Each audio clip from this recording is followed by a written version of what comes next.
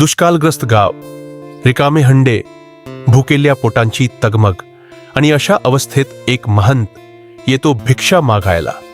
पण ज्या गावाकडे काहीच नव्हते त्यांनी जे दिले त्याचे फल काय मिळाले, एक अशी खरी कथा जी तुमच्या मनाला हादरवून टाकेल. तर मित्रांनो, स्वागत आहे तुमचे आपल्या आवडत्या अनुभव संतांचे या यूट्यूब चॅनलवर. आज आपण अनुभवणार आहोत तारकेश्वर गडाचे महंत श्री नारायण बाबा यांच्या एक अतिशय अद्भुत आणि प्रेरणादायी अनुभव. सुरुवात करण्यापूर्वी एक छोटीशी विनंती, जर तुम्ही आमच्या चॅनलवर नवीन असाल तर कृपया सबस्क्राईब करा आणि बाजूला असलेली बेल आयकॉन देखील दाबा, कारण अशाच आध्यात्मिक आणि हृदयाला स्पर्श करणाऱ्या कथा तुम्हाला या चॅनलवर पाहायला मिळतील.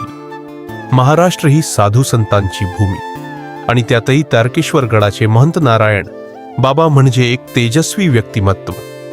सज्जनांची नुसती आठवण देखील पापे चालते असे म्हटले जाते आणि नारायण बाबांचा अनुभव हेच सिद्ध करतो. 2017-18 साल तारकेश्वर गडावरून महंत नारायण बाबा प्रभुवाडगाव या गावात आले भिक्षेच्या निमित्ताने. गावकऱ्यांना त्यांनी प्रवचन, भजन, सद्विचार आणि आध्यात्मिक तत्वज्ञान सांगितले. शेवटी त्यांनी नम्रतेने सांगितले, गडावर मोठ्या प्रमाणात बांधकाम सुरू आहे आणि त्यासाठी मी तुमच्याकडून भिक्षा मागतो आहे. पण त्या वर्षी गावात प्रचंड दुष्काळ होता. पाणी नव्हते, अन्नधान्य नव्हते, जनावरांसाठी चारा नव्हता. लोक हवालदिल झाले होते. त्या दिवशी संध्याकाळच्या कीर्तनाला गर्दी कमी होती. बाबांनी विचारले, आज लोक कुठे आहेत? गावातील एक प्रतिष्ठित व्यक्ती पुढे आली आणि नम्रपणे सांगितले, बाबा, गावात पाण्याची उणीव आहे, अन्न नाही, काहीच नाही.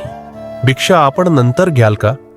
महंत बाबा शांत हसले आणि फक्त एवढच म्हणाले, तुम्हाला खूप पाऊस पडेल, अन्नधान्य होईल, सुखी व्हाल, पण एक गोष्ट लक्षात ठेवा, जर मला दिलंत तरच तुम्हाला मिळेल.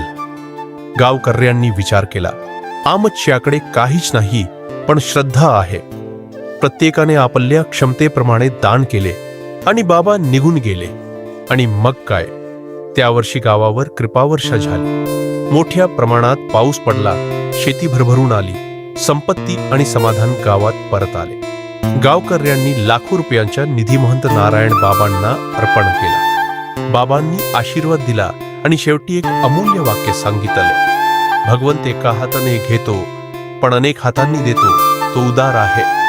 तर मित्रांनो, कशी वाटली आजची कथा?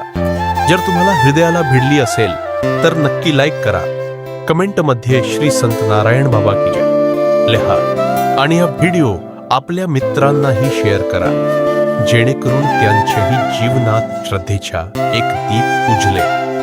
पुन्हा भेटूच अशाची एका आध्यात्मिक अनुभवासोबत. तोपर्यंत धन्यवाद आणि जय महाराष्ट्र.